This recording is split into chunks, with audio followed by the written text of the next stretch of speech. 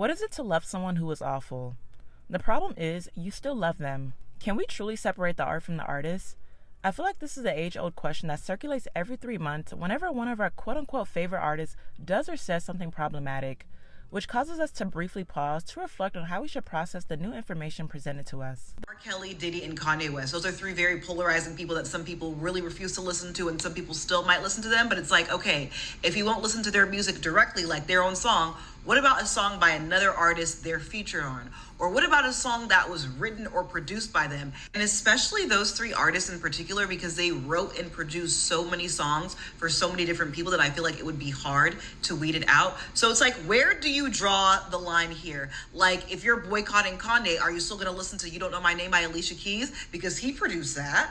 Like, are you gonna skip every Mace or Biggie song that Diddy is on? Are you gonna skip listening to You're Not Alone by Michael Jackson because R. Kelly wrote and produced that? I also think it's like a personal moral judgment call of how you judge that person based off the things they did or are alleged to have do. Because again, gray area and slippery slope, because if you like stop listening to every artist who's like problematic or done something bad, there's gonna be a lot of music that you're not listening to. The Me Too movement, which gained widespread popularity in 2017, led to the Weinstein effect, which helped to expose and rightfully take down some of the most powerful men in Hollywood who are accused of different forms of harassment and misconduct. Over time, we have seen the career downfall of entertainers such as Harvey Weinstein, R. Kelly, Diddy, James Franco, Bill Cosby, Kevin Spacey, Dan Schneider, and Kanye West. But has their depravity and their supposed cancellation truly changed the way we as consumers engage with their art? How and why should their poor decision-making change the way we as fans embrace films like Pulp Fiction, produced by Weinstein's company Miramax, or sing and dance to songs like Step in the Name of Love, Flashing Lights, or I'll Be Missing You, or watch impactful movies and shows like 127 Hours, House of Cards, or our favorite childhood shows like the Nickelodeon show All That, or The Cosby Show, or how we engage with our community on platforms such as X that has increasingly become toxic as of late due to its new ownership. Lately, the question of what we as consumers and fans should do with the art made by morally corrupt men has continued to persist due to the every so often unprovoked hateful rant or public appearance made by Kanye West the past couple of years. As we all know, Kanye, who now goes by simply Ye, has always been outspoken and at times uncomfortably candid about his viewpoints, even if it has resulted in the president publicly condemning his behavior. Nice person. She's getting her award. What's he doing? Why would he do that? He's a jackass. Second, this is a second important tip. Saying that you have a beautiful, dark, twisted fantasy. That's what's known as off message in politics. You can't say something like that. There are a lot of people who've lost their congressional seats saying things like that. You don't do that. That's number 2.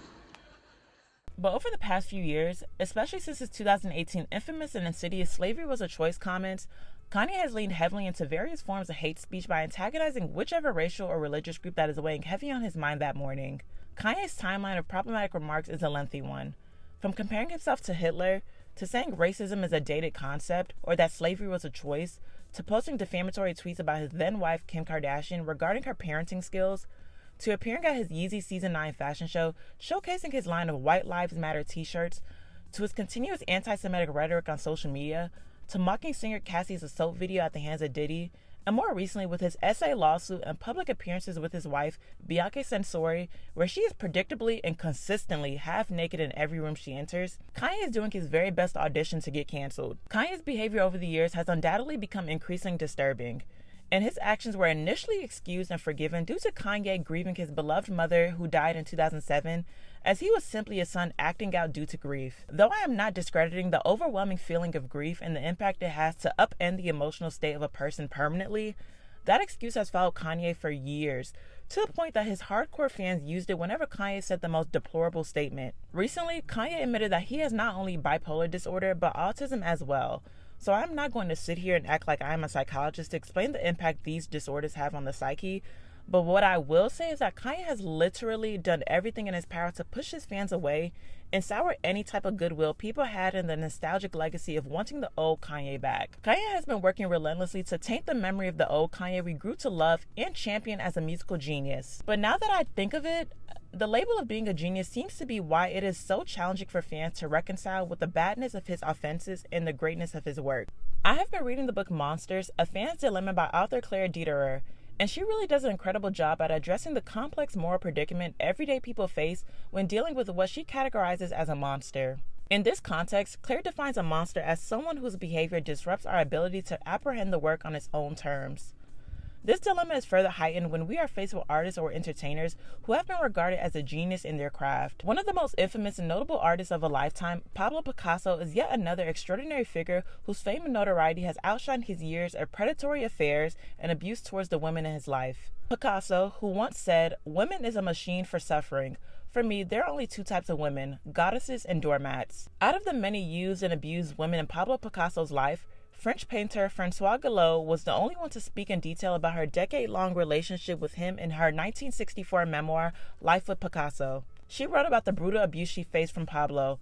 Not only physically, but he destroyed her possessions and artwork, and she was essentially forced out of the art world due to her exposing the misogynistic and womanizing ways of Pablo, as he held an extreme amount of power in the art industry. In the book Monsters, A Fan's Dilemma by author Claire Dederer, the author states how we allow geniuses to give in to his impulses. He is said to have demons, as demons are the cousins to artistic impulse. Great art can only be made with the help of demons, and the demons can push you to insanity. I believe this level of insanity has become accepted and embraced as an inherent element of being an artist or a rock star with a wild side, in which rock stars' recklessness is tolerated as being a creative requires slipping outside the lines of societal conformity.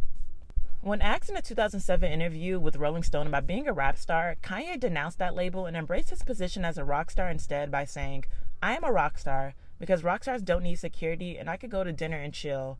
Rock stars can speak well or hop on a plane to Paris if they feel like it. Rock stars can catch cabs, they don't need entourages, and they don't have to pop out of limos all the time. Rock stars can wear the same clothes every day, they could get their shoes dirty, and they don't need a effing haircut. Rock stars could pull their out in public and they could go rock 20,000 people. Rock stars have a wife and kids. Rock stars do the drugs that they want and they could get over drugs, or they don't get over drugs and it F's them up. Rock stars could get their effing opinion without having to deal with, what's that thing I dealt with every day of my life? Oh yeah, backlash." Towards the end of his statement, Kanye subtly acknowledges the limited freedom and immunity that is given to him versus his white counterparts. This wide scope of behavioral liberties has been historically granted to not just any celebrity, but to rock stars and geniuses of their craft to engage in whatever contradictory and inconsistent act they so please. Because why? They are a genius and have earned the reward to break the rules and push the boundaries because it is solely a part of their creative process. It begs the question of if we have irresponsibly assigned the label of genius to certain stars as a way to quell the internal alarm bells so that we do not have to feel any guilt for continuing to enjoy the art by a problematic figure. An insightful point that I rarely see highlighted that the author Claire brilliantly highlights is a crucial element that complicates the hardships of coming to terms with the shortcomings of a favorite artist or their piece of work. Claire says that biography is used to describe something you sought out, yearned for, or actively pursued, but now it falls on your head all day long. She goes on to say that artists' life stories are not the only biographies that affect how their work is received. Claire Dederer sees every encounter with a work of art as a potential clash between two biographies: the biography of the artist that might disrupt the viewing of the art, and the biography of the audience member that might shape the viewing of the art. We are truly in the golden age of biographical moments, whether it's through memoirs or biopics, and it is inescapable for fans, critics, or consumers to avoid the reality of information overload being presented to us. I remember when the NWA biopic Straight Outta Compton was released in 2015.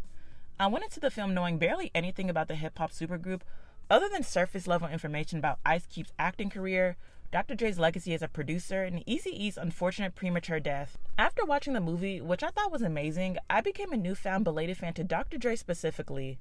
But then a year later in 2016, I was presented with a Lifetime Network response film, Surviving Compton, Dre, Suge, and Michel'le, in which it was made given the significant omission of singer Michel'le's involvement in the life of Dr. Dre, as the two were in a relationship and she became a victim at the hands of Dr. Dre's violent abuse. This situation, along with the other story of Dr. Dre violently attacking VJ D. Barnes in 1991, was brought to my attention and swiftly tainted my outlook on Dr. Dre.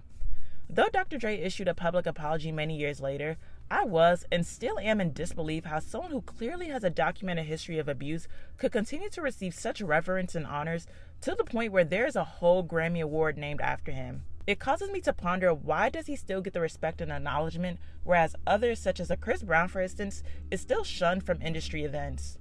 Why does one man receive forgiveness while the other has essentially been exiled from A-list events? That is an answer still unknown. Though each man has shown public remorse and still maintain a legion of fans, The growing nature of parasocial relationships with celebrities has grown greater and greater each year, to the point that some fans believe they share a real emotional connection with the artists whose work they adore. Philosopher Shoshana Zuboff explains the phenomenon of behavioral future markets, in which in this context, those who participate in parasocial relationships are workers creating money for somebody else. Personally, that is the main struggle I have found the most difficult when being confronted with new biographical information of an artist who has done something morally heinous. You wonder if you stream this song or album that was once the soundtrack of your life, are you putting coins back into that person's pocket? If you rewatch their show or movie, are you still showing support towards that person's work that at one point resonated deeply with you and was a sense of comfort? What does it say of you as a person if you feel betrayed by this artist whose flawed biography does not align with their flawless work of art? How do we as fans contend with that problem? Playwright and political activist Pearl Clage perfectly addresses this conflicting feeling in her book Mad at Miles, A Black Woman's Guide to Truth, released in 1990.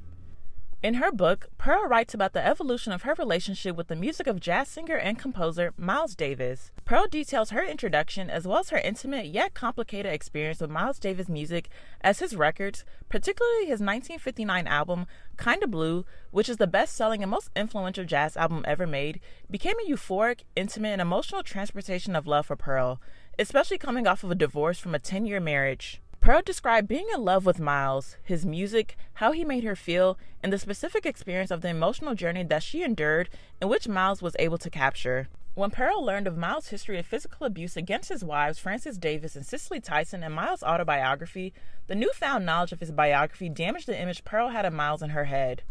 She took this information personally and was understandably betrayed. As an African-American woman who is a survivor of abuse as well, Pearl posed a few questions. How could they hit us and still be our heroes, our leaders, our husbands? Can we make love to the rhythms of a little early Miles when he may have spent the morning of the day he recorded the music slapping one of our sisters in the mouth?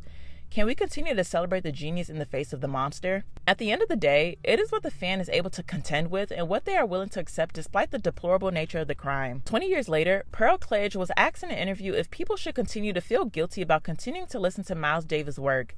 Pearl said, "No, you should not feel guilty. Miles is dead, and I will confess that I was never able to give up listening to his album Kind of Blue myself either." All in all, you are probably wondering if I actually answered the question of if we could truly separate the art from the artist. Personally, the truth is that it is impossible to separate the art from the artist. Mainly, it is because artists are their art, and to remove an artist from their work leaves it to be meaningless. Every single thing they create is an extension of who they are and a glimpse into their identity and values. And sadly, on some occasions, their art gives artists a platform to showcase their degenerate behavior. As a fan, it is natural to form an emotional bond with a piece of art. Whether it's through a TV show or an album that created a nostalgic, meaningful experience for you at a certain point in your life, you can't just Control-Alt-Delete that subjective experience due to the public condemnation of an artist. After all, this dilemma depends on the artist, the nature of their actions, and the consumer's personal values. Some people can compartmentalize while others find it impossible, and neither side is wrong for how they approach this crossroad. Whether it is David Bowie, R. Kelly, Chris Brown, John Lennon, Dr. Dre, Miles Davis, Pablo Picasso, Kanye West, David Foster, or Woody Allen, and so many more, the biography of these men, intertwined with your own biography and lived experience, is largely going to answer the question of how you intend to balance the love and appreciation for the arts while contending with the undeniable moral monstrosities. Please let me know in the comments what are your thoughts on the conversation of separating the art from the artist. Be honest, whose art have you found it difficult to let go despite allegations of immoral behavior? Who are examples of people you have had to unquestionably remove from your life, playlist, or watch list in the aftermath of their scandals? In what situations do you feel like the person in the action should be forgiven? Or does it all depend on the circumstance? Thank you all for watching. If you enjoyed this video, please be sure to like, comment, subscribe, and turn your notification bell, and I'll see you next time.